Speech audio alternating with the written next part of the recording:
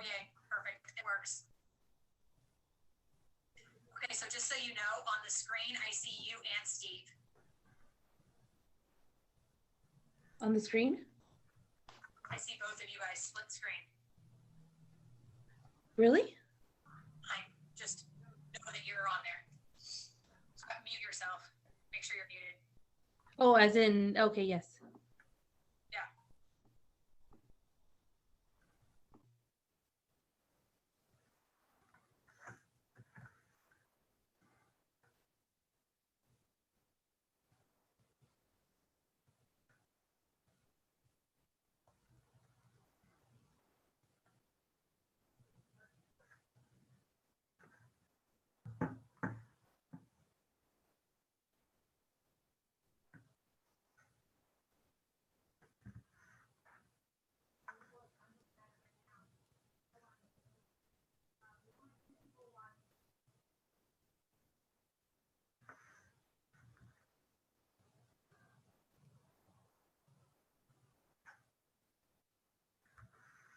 Good evening. Those of you who have already joined us, we're going to get started in a couple minutes. So we'll get started right after 5:30. Thank you.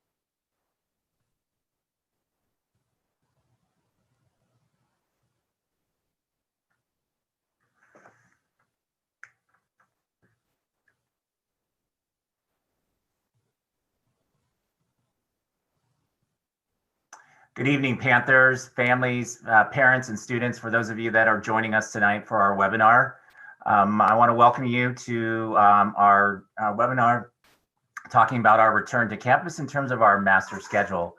I appreciate you taking some time out of your busy day to listen in and get some very important information to help you understand the complexities and other things that go along with developing a master schedule and what we're looking forward to a return of our students to campus in the near future. Before we go any farther, what I would like to do is I'm going to bring on our Spanish translator, Mrs. Isela Sabori, who is going to invite our Spanish-speaking parents to join her in a translation of this webinar.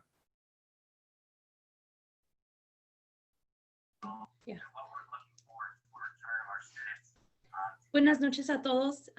Yo soy Isela Sabori, trabajo en la oficina de consejería. todos los que gusten entrar a la traducción en español, por favor, está el enlace de Zoom que está presentable en la pantalla ahora. Si gustan entrar a ese enlace, le vamos a estar traduciendo todo lo que está diciendo el señor Lapierre. I'm going to give our families just a minute or so to click on the link and join her.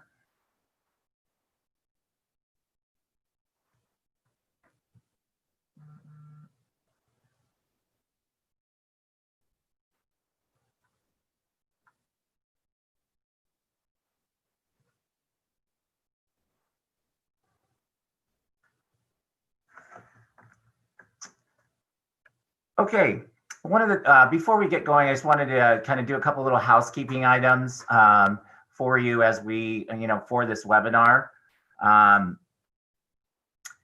First, as we go through the presentation, there is a chat feature, and if you have questions or comments, we have two administrators, Mrs. Conish and Mr. Godfrey, who will be monitoring that area, and they'll be responding to your questions and comments during the presentation. And at the end of the presentation, we have set time aside to answer any questions that you might have regarding the information that we cover.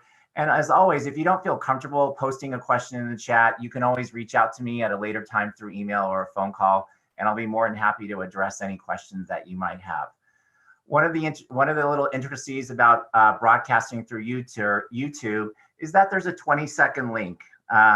So when I'm speaking, there's about a 20-second delay between the comments and other information that's being posted. So when I'm talking, you're getting it about 20 seconds later. So bear with us when we're posting the information to you.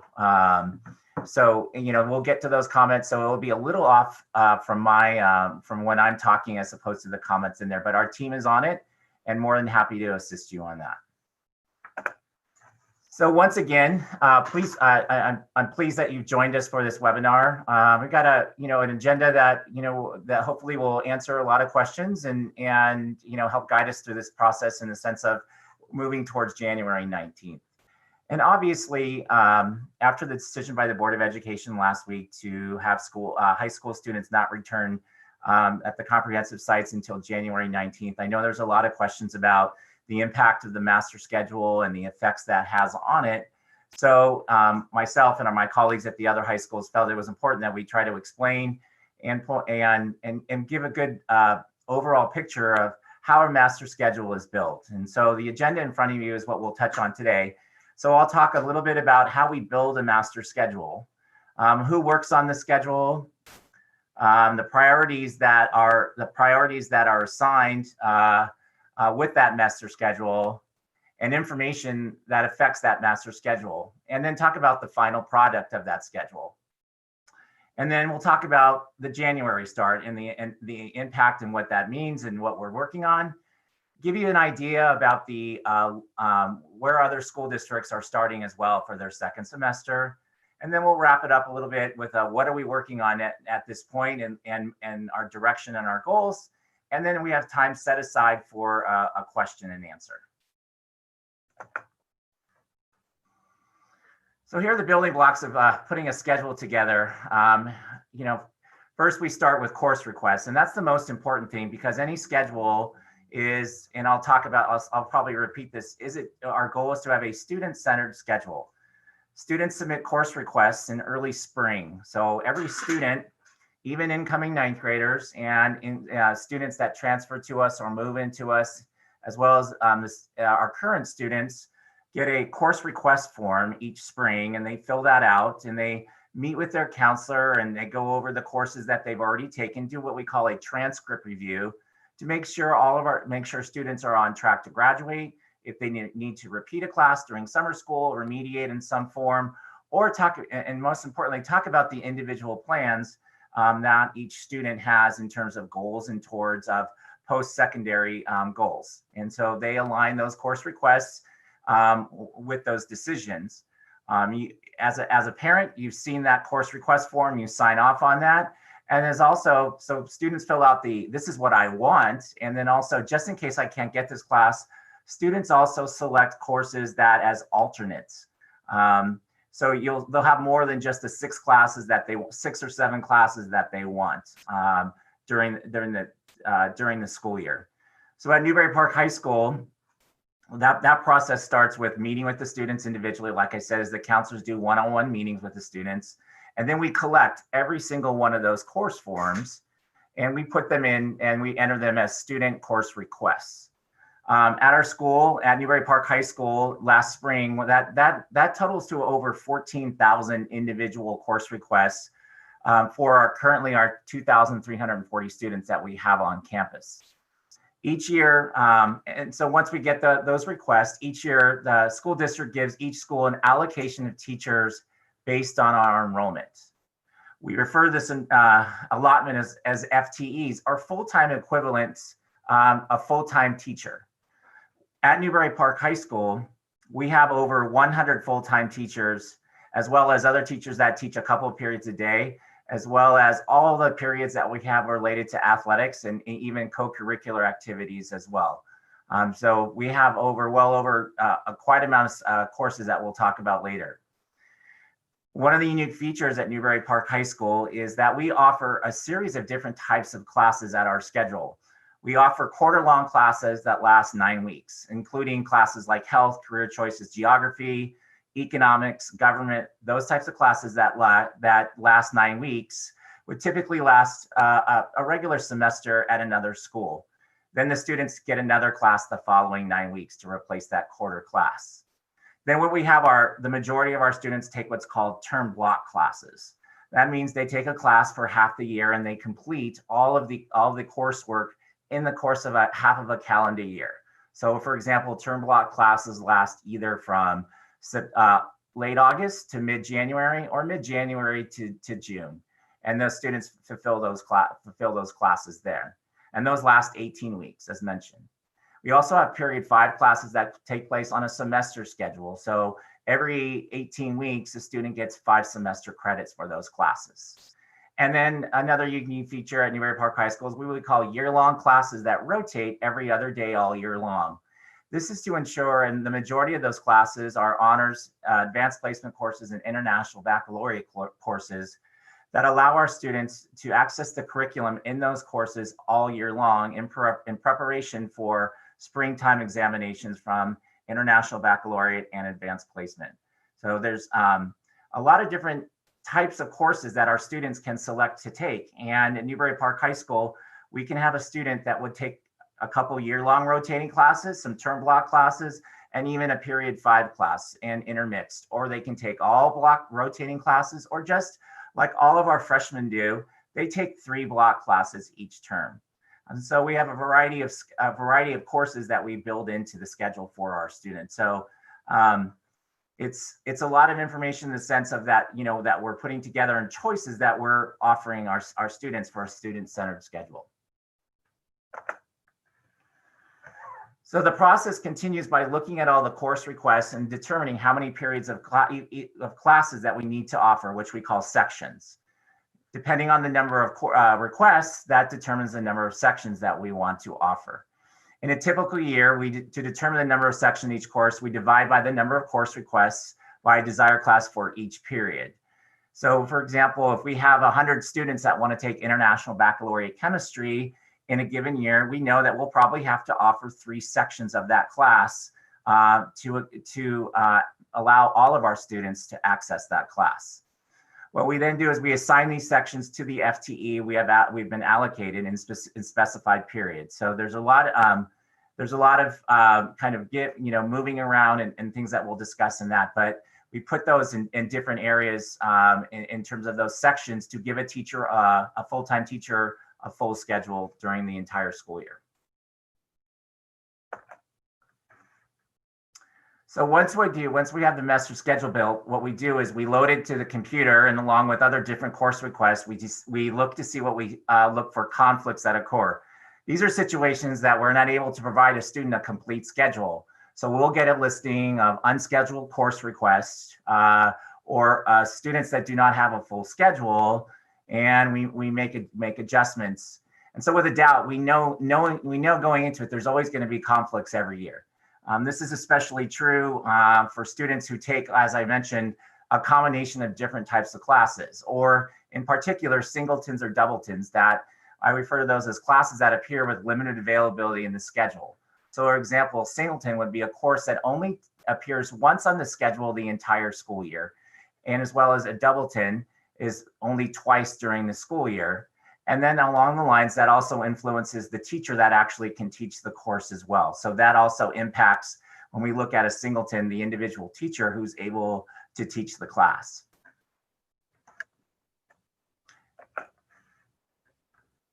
So then what we do is we engage in a long series of adjustments and moving the schedule around. And that gives us a sense of, okay, where can we put things, moving classes to different periods and different teachers in an effort to minimize the number of these conflicts. So even though we refer to our schedule as student-centered, sometimes we have to place teachers in specific periods based on whether they could be a coach or they're running a co-curricular class that might be during fifth period. And so that impacts the ability for them to maybe teach another course that they are credentialed to teach and we'd like them to teach. So those are some other things that we have to take into account when we build the master schedule. And always the goal is to create schedules for every student so there's few conflicts as possible. And as well as trying to always best meet the needs of all of our students. So in the best circumstances, creating a master schedule is extremely difficult. It's what we refer to as a big puzzle. And it typically takes the administrative team, counseling staff, and academic department chairs from February through August to complete the entire process, from course requests to completed schedules. As I mentioned, there's that whole process of the counselors start meeting with students, we get course requests, we get that information, and then we start looking, and then we're working with the school district in terms of our full-time equivalents and assigning teachers. And we get a lot of input also from our teaching staff in terms of our department chairs about placing our teachers in specific courses that, one, they're credentialed to teach as well as they've been trained to teach. And when we get into the specifics like that, we're referring to classes, specialty classes, including our programs here at Newbury Park High School, like our data program, our teachers that have been trained to teach advanced placement classes, and our teachers that have also been trained to teach international baccalaureate classes, as well as our different courses that are band and choir teachers on that. So all those different things in place, as you can see, is it's a big puzzle. It's a challenging one, but it's also, we do it for the sense of putting it together that makes sense for our students and providing them with a schedule that works with them, and to address all the needs they want, especially sometimes when students want to take courses off campus in terms of regional occupational program classes or courses at Moore Park College, or at other times. And so we really try to put that schedule together, trying to meet the needs of all of our students. So let's talk about, in a regular year, we, address a lot of the things that we deal with. This year, we had some extra layers of, issues that we faced in terms of, maximizing our master schedule and putting it together. So originally we were prioritizing on maximizing enrollment in each section at 30 students, and that's 15 students per our cohorts, which are an AM and a PM cohort. And then to remember, cohort sizes are also based on the square footage of classrooms. So traditional classroom, based on the guidelines given us by the county and the state, is that we could have 15 students in a cohort if they were to be on campus at that time. And so we build that, we have to be cognizant of the classrooms that we want that teachers are teaching in, and the number of students that we can build into those cohorts. We can obviously make some exceptions based on the sizes of some other classrooms. But in general, the majority of our classrooms at Newbury Park High School and all three high schools can hold 15 students per cohort. Obviously, we're building this master schedule also to allow potentially for the transition to on-campus instruction if and when COVID restrictions were lifted. So that was part of the equation of trying to build the schedule and giving students a transition. And the other thing also is, if students were to return and for some reasons we had to close campus, students could transition back to their classes with very easily without an impact on the instructional program. Students would already be with their teachers. It would be back to remote or anything like that. So those were some of the priorities in the sense of building those in terms of cohorts and the schedule that we were given. So in order to accommodate those priorities, particularly to honor all student course requests, it became very hard to cap some of those courses at 30 students. Some classes were designated as remote, some classes designated as blended, and then we dealt with the student course requests in terms of their learning models based on, as well as their cohort selections. So there's a lot of factors that went into place in the sense of, things that we also had to take into consideration when we were building the master schedule, even in August. Once again, we're talking about that transition, keeping in mind a potential transition back to campus, but also we wanted to continue that development of a student-centered master schedule, which is always our goal. And so we also have to think about what do we do about, moving forward, our singletons and doubletons and specialized programs such as the Data Academy and IB program, and courses where there is only one teacher on campus who teaches a subject. So, those are some of the things. For example, we only have one teacher that teaches ASL or one teacher that teaches French. So there's many things that we took into consideration when we were looking at this, which led to the creation of what the maturation of combo classes. And the basic definition of that is any class that is a combination of blended and remote students in that same section of course. And we'll address that a little bit more, but I know that's something that you've heard, and I want to make sure you get a clear definition of what understanding of a combination class that would mean. And that would mean potentially that where students are assigned blended and remote learning model, but with the same section of the course with that same teacher. So in August, when we built our master schedule, these were kind of the main data points in the sense of what we were working with. We had it right around in August, we had 2,400 students. And I mentioned that we had over 14,000 course requests student course requests to process, which led to 600 individual sections between a combination of term 1 and term 2 of our schedule. In August, when families did the learning model selection, we had 1,950 families choose to have their student be blended, which was 81% of our population. And we had 450 families choose for their student to be remote, which made up 19% of our student population. So as you can see, right there is a big heavy shift on the blended side initially, and about a little less than a quarter of the population selecting remote in August. So now then what we had to do is look at those sections and say, okay, and within that, move those students into blended into cohort A and B, and try to keep the cap around 30, which we could not do in a lot of cases. So, more information related to the master schedule is, that learning model preference changes. And so when we were moving to the new and moving to the red tier, we once again, we wanted to survey our families and honor the wide array of opinions that families had about their child's current learning model. As a result, we chose to resurvey the families in October. And based on that data that we got, you can see that there was a shift of over 150 students shifting to remote, with a total of 550. And so they went from blended to remote, and we had 100 students that went from remote back to the blended model. So now you can see a little bit more shift to remote, and you can see as well, that's only a net 50 one way or the other in the sense, but every time a student moves from a learning model, it also affects the number of students that are potentially in the cohort that students are in, because they're moving into a section that potentially is identified as blended, and it might only be blended, and we might now have to make a blended/remote combo class in order to accommodate those potential schedule requests in terms of a change in learning model. So there's another piece that we had to deal with in putting the schedule together as we factored in looking at a potential return or a potential early return. So I think even though the shift of any type of a shift can cause a change in how students can be scheduled and so forth. So I want to give you an example of a section of a student schedule that goes from a learning model change from blended to remote. So this student, their original request, they were taking English 12 CP.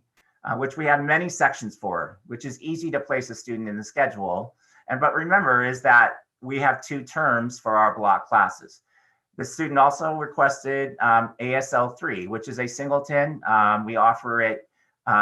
We have 1 teacher that teaches the class, and we usually only have the capability of running 1 section based on the student course requests.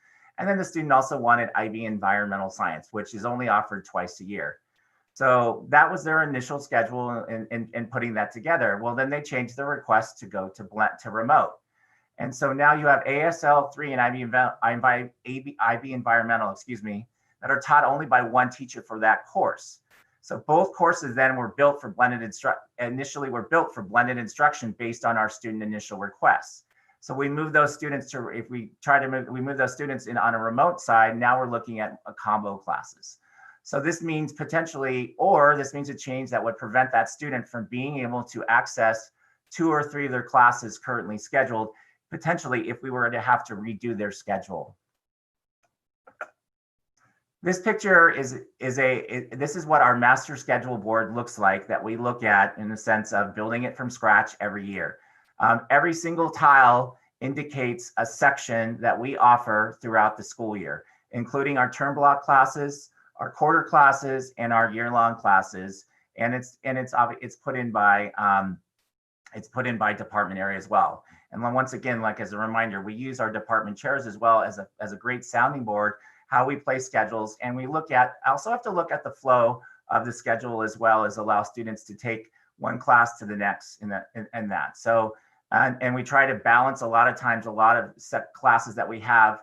For example, we probably have, 8 sections of honors geometry. Well, we're not going to put 7 sections in one term and only 1. So we balance that out as best as we can, for our students and as well as our teachers. And we try to, work on along with any extracurricular or sports that they coach or oversee.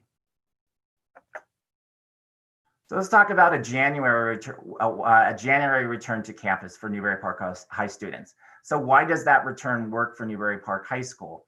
Well, one of the things that return in January gives us the flexibility to adjust our schedules for our second term block classes. So for all the students that currently have term block classes, second semester starting January 19th, our counselors have the ability to take a look at those classes and make many adjustments to see how we can get those lined up better for the start of the second term of the school year in January 19th.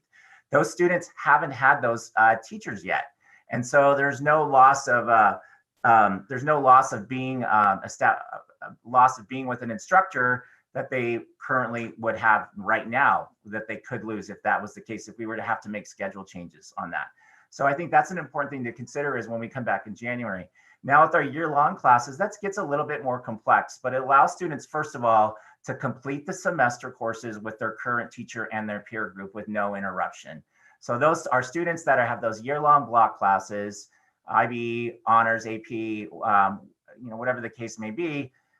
We're not having to move. We're not potentially having to change those students midstream. They're going to get to finish at least the first half of the year with their teacher. And also, we're not going to have to change their periods or anything like that currently till we get to January. So that's an important thing to consider on the sense of, minimizing the disruption to the students' academic schedule. One of the things I've talked about a lot in my newsletters is establishing that academic routine every day. And that's obviously part of our goal is not to disrupt that routine.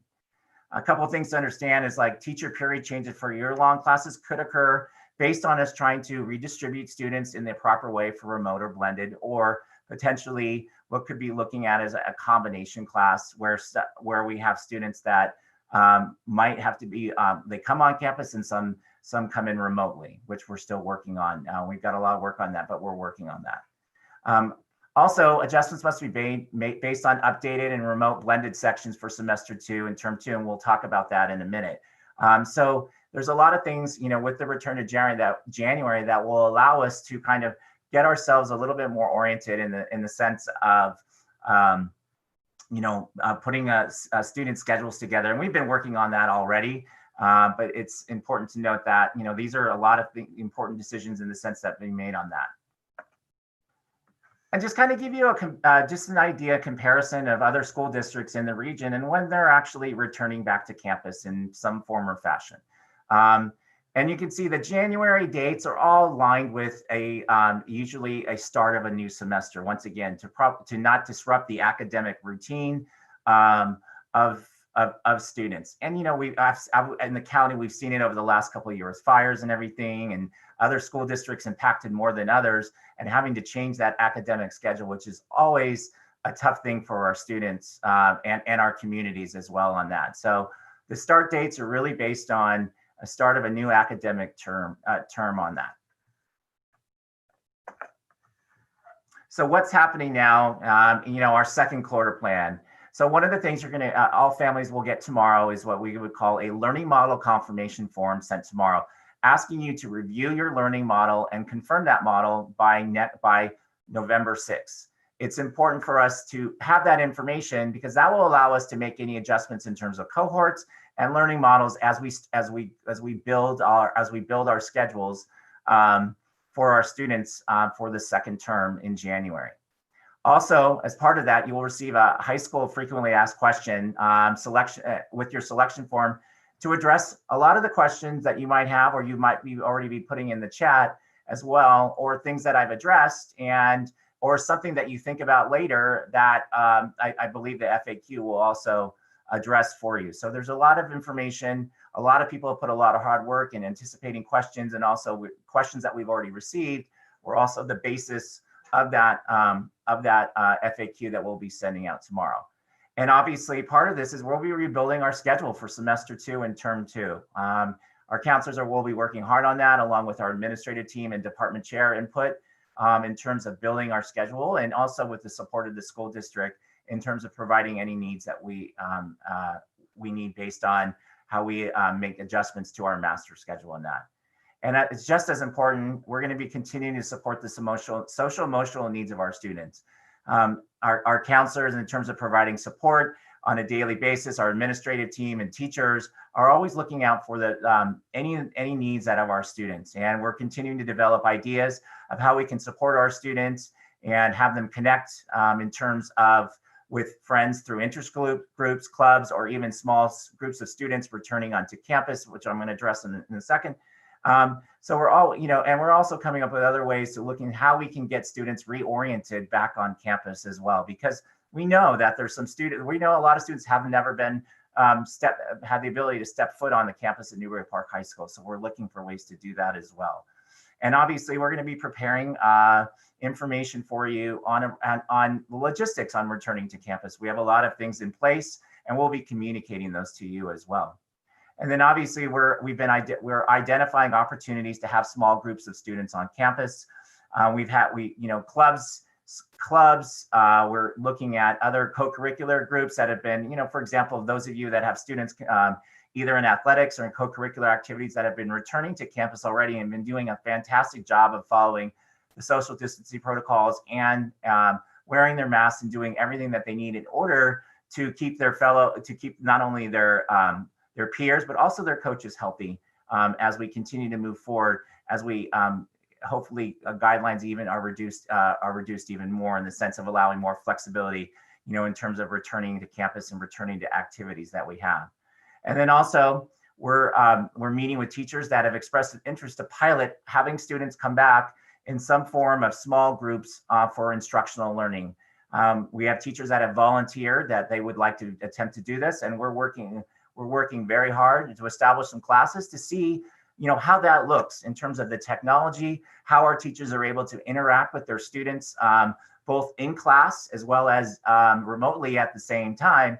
And it also gives us a great opportunity to test our protocols and the plans that we've worked very hard to put in place for our students to return to campus. For example, our screening process, how students will flow on campus, where they can go, different things like that. So this is a great opportunity for all of our stakeholders, our students, our parents, our staff members, to see the things that we've worked very hard on, as well as the school district to provide us the support to give us that opportunity to look at, what can we do better and what's working well, and seek the support that we need to make it even better if necessary.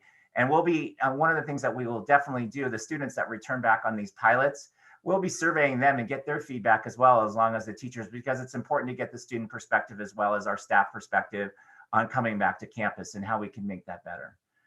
Additional information I want to share for you, obviously, we're going to continue to communicate with you. Obviously, we have the weekly newsletter in our SMORE, and we try to provide you with a lot of current information regarding about schedules and who to ask. And, you know, you obviously, as we communicate every week, you know, we're here for you as a resource, no matter what you need. So continue to check the website, continue to read our newsletters, continue to reach out to us in any way possible that you need. Also, you know, you've seen that we talked about the chart that we, you know, of schools returning back in January. And I think another important thing to understand is counselors are working hard to ensure that our students are currently on track for high school graduation, college entrances, A through G course completion, and credit completion. It's important that this process is an ongoing process. It doesn't stop one day or the next. We're always looking at, and counselors are meeting with students about, and especially our seniors right now, because we're getting to those deadlines over the next month or so of college applications being due. And we're already hearing acceptances from students that are going on early decision as well, and hearing great information. So there's obviously a lot going on as we keep moving forward to our goal of January 19th for our students to return to campus and our staff.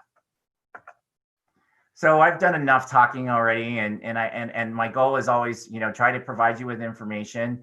At this time, I'm going to unshare my screen, and if there's some other comments that we can address, I'll be more than happy to do that. You know, at any time, I'm going to do that and look at chat. The other thing, as I mentioned earlier, don't forget that you can always email me a question or any information related to that you might have. Let's see here, I'm just trying to get access to the chat here. Let's see here.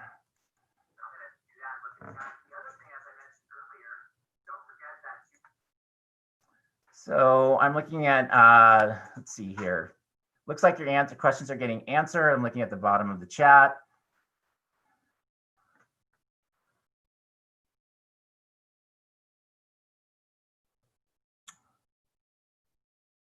Mrs. Campbell, thank you for the kind comment.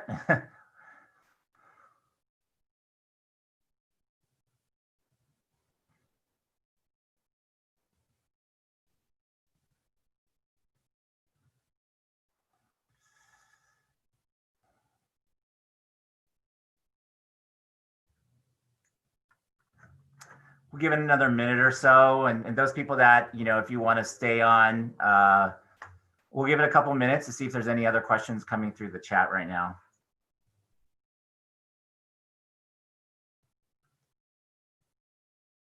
I see one, and I don't know if it got an answer. It says, "Where's the high school FAQ?" We'll be sending that out. We'll be sending that out tomorrow for everybody. All 3 schools are.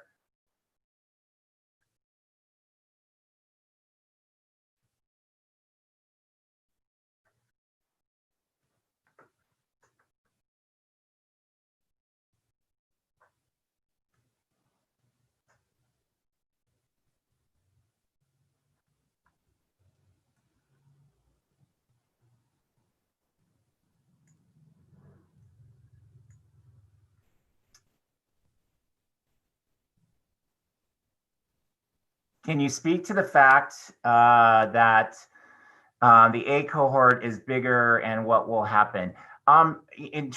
We actually do, you know, in terms of, we would have to look at exactly, depending on the course and the section, exactly where the cohort is. Because if an A cohort, for example, if a student has Mrs. Lockwood, who has a big classroom, we could fit more students in a cohort in a single section and the cohort. So we would have to look at each individual section and the cohort, what that makes up. So that's you know, we have to look at an individual section to answer that specific question. If you have it regarding your child, we can absolutely answer that for you. Might a student who has chosen blended in the spring end up with a virtual class due to scheduling issues? Potentially, we might have to look at a situation if there's only a teacher and that teacher has to go remote for some reason. That might be something we would have to look at And if we did that, there would be options for students to be able to access that course. But we would deal with that on an individual basis and notify parents well ahead of time.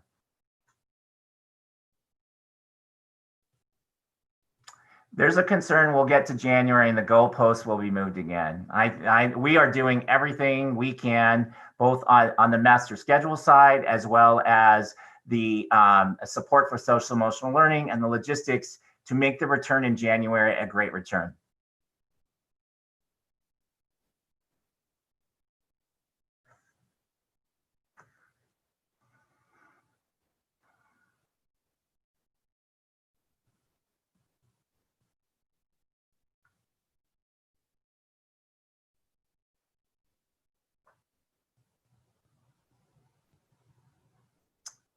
So there was a question. I think January is a great idea, but that changes based on COVID numbers. Correct? Yes.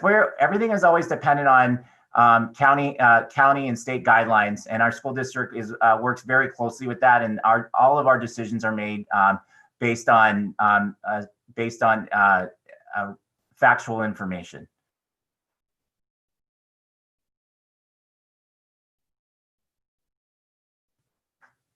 So with another question, would the students be able to be on campus to do that online course if the courses are on campus? One of the things that we're piloting right now is we assume that some students are not going to have both classes as a pilot. And so we will be providing to see how that looks right now with our students being able to be in an area supervised that they can access the remote class if that's an issue for them on that. Or the other idea is that we would look at maybe even allowing a student to access the afternoon cohort remotely if that could also work out. So we have a couple of different options that we can play. Will hands-on classes like strings and theater tech be on campus since they are later starts? Well, yes, depending. And theater tech actually is an easy one because students can spread out really well on that. And so Mrs. Strange and I have already talked about that. And, when we get to those specific situations regarding strings and other courses, we're working really hard to kind of come up with pretty unique ideas in the sense of supporting it. So will the bell schedules change from what they are now? My kids' time starts are an hour apart. So right now, the bell schedule that we have that we've been following this year, that's the anticipated bell schedule. If for some reason there's a change in that, we would know families a way ahead of time. But as of today, we would be following our current bell schedule in the sense of cohorts and a small break in between the two periods of the cohorts. And then with a break, obviously, in between the AM and the PM cohort that would allow us to do the sanitizing in the classrooms.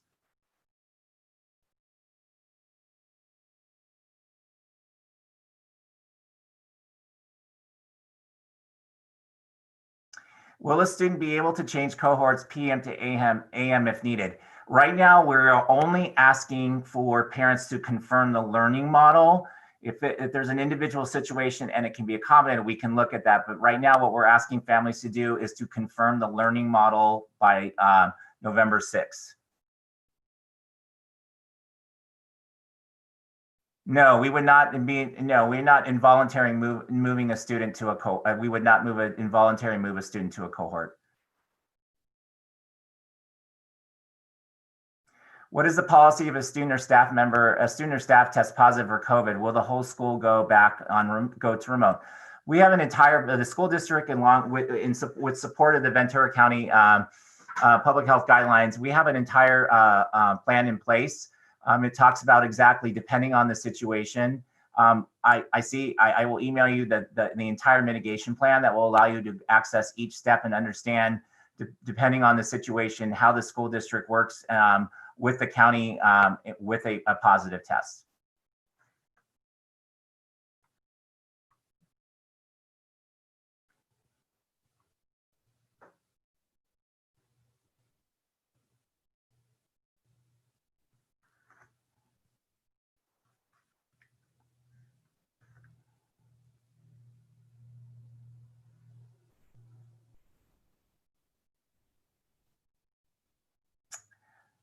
Question, just to confirm, the plan is to go back 5 days a week. That's one issue that we obviously have to deal with in the sense of what Wednesdays are right now. So that's something that's being discussed. So I don't have a specific answer on exactly what that would look like yet. We're looking at that. I know because I'm sure we're all thinking about, well, all of our students meet on Wednesdays in the same cohort. So so that's a question that we're getting a resolution to very soon.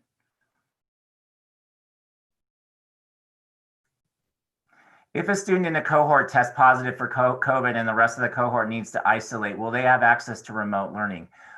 One of the reasons that one of the things that we'll be able to, with our teachers learning, taking on this new learning management system and working really hard to do it with Canvas, our students, any student should be able to access the course via remotely. And so, and this goes back to what I was saying earlier. For some reason, if we had a disruption in the academic process where students were already on campus and we had students needed to not come on campus, our teachers are fully prepared to provide current and synchronous instruction, picking up from the next day on.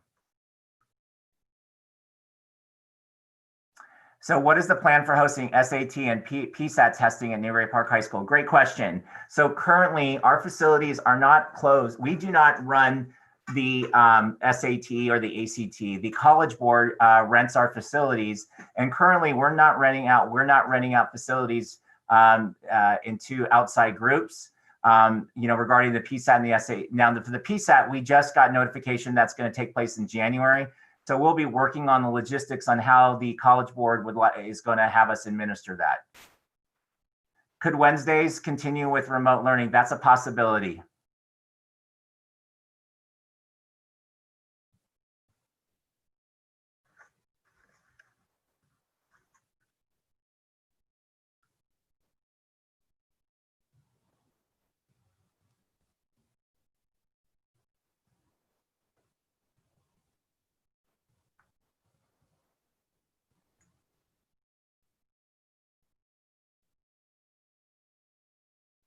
So what will after school on campus look like? Will there be staff to keep the students 6 feet apart? Yeah, we have a full campus supervisor staff along with administrators that will be having. Our goal is to keep students moving and keep them, going from one class to the next, or leaving campus, or moving on to their next activity. Our students have done a great job so far. In their pods and co-curricular and athletic teams that they're on, moving around. Yeah, do they need reminders? Absolutely. But, we want, it's important that, we'll be constantly reminding our students and messaging that out before we start the school year. But yes, we will have people on campus, and, students are going to be allowed to linger around and hang out. We want them, once they finish their classes for the day, they'll be leaving class very quickly if they're the AM cohort on so on and so forth. So the question is, for blended in-class learning, if the teacher is teaching in class and remote at the same time, will the in-class kids be using laptops or Chromebooks while in class too? That'll depend on what the teacher exactly is doing. Potentially, absolutely, there'll be access to devices. Many of our students have been given a device already, and they'll be allowed to bring that to campus. If students have their own personal device, they'll be able to log on to our district Wi-Fi as well. And then the school district has been working to buy more Chromebooks to provide access to even more students. So yes. So the question is, can you address quarantining? Please email me that specific question that you have regarding that. And if you're asking about if a student has to quarantine, can they still access class? Absolutely, they can do that via remotely. The question is, how strictly will mask wearing be enforced? Very strictly. We will be putting out, with the support of the school district, we will be sending out specific language, what our expectations are for students each and every day when they're on campus. And I hate to use the word discipline policy, but corrective measure policies, in the sense of getting students to understand that they have to wear a mask on campus.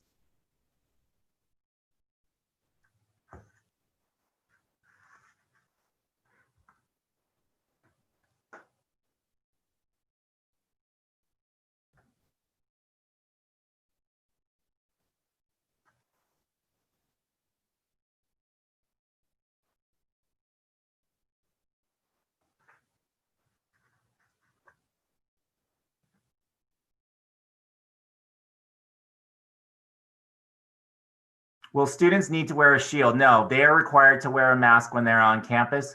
The only exceptions are when they are eating, drinking, or performing strenuous physical activity.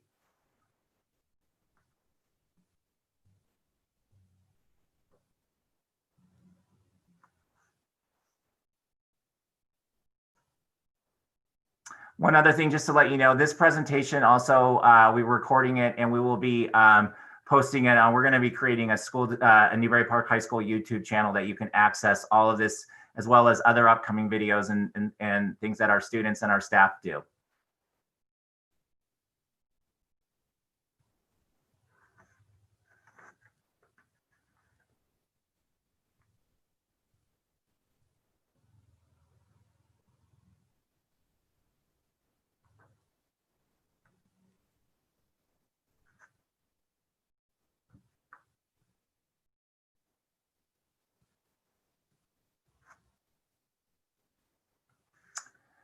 Well, it's about almost 6:20. What we're going to do is we're going to end the stream. And if you have any other questions, feel free to email me and I'll be happy to get back to you as quickly as possible.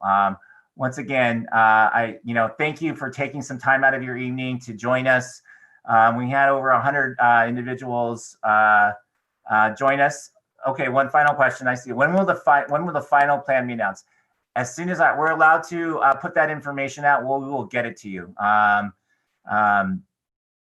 So we'll be, as soon as we are able to streamline and get that information, it'll be articulated out to everybody as quickly as possible. All right, everybody. Thank you very much. Have a great night. I appreciate it. Thank you.